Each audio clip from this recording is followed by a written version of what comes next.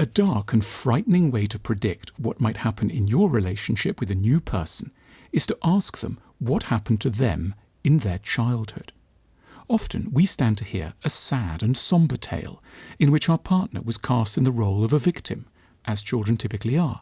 For example, at a young age their parents turned against your partner and diverted their attention to a younger sibling. They became deaf to their calls for attention and treated them unreliably, and then denied that they had done so, scrambling the poor child's sense of reality. Or their parents didn't give them warmth and care and left them feeling that there was something wrong with them for wanting love. Or their parents humiliated them for not being good enough, perhaps not sufficiently cultured or sporty, sociable or tidy. In the early days of a relationship, we are liable to be extremely sympathetic to these stories.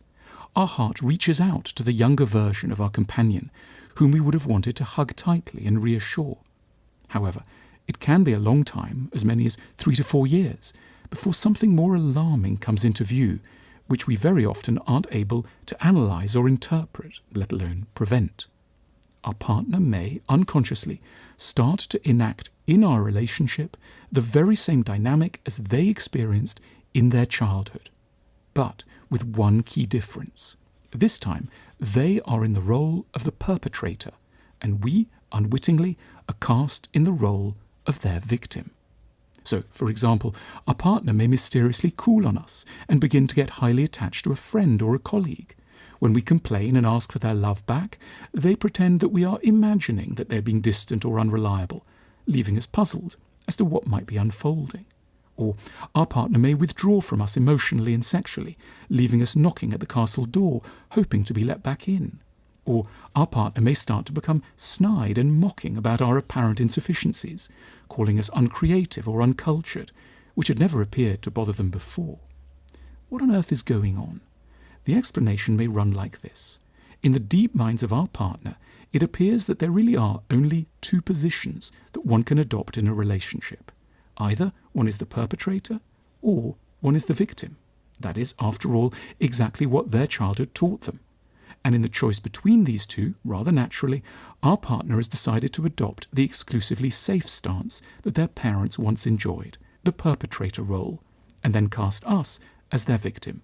We must suffer in the way they did, for only then can they feel, in the recesses of their psyches, that they are not going to be tormented all over again. Their behaviour is letting us know what they had to go through, and are dementedly keen never to have to endure again. The way out of this horrific possibility is to become hugely aware of it, to bring it into circulation in the couple, and to search for evidence of it in oneself and the other. More profoundly, the task is to start to see that, unlike what childhood may have taught, there is in fact very much one central and redeeming alternative available to being a victim or a perpetrator. There is a role that, tragically, no one showed a child as their mind was forming, but that is the true goal of all genuine loving relationships, that of being the nurturer, the one who heals, who offers, who comforts and who cares, the one we are all craving to have and, in our healthier moments, are all longing to be.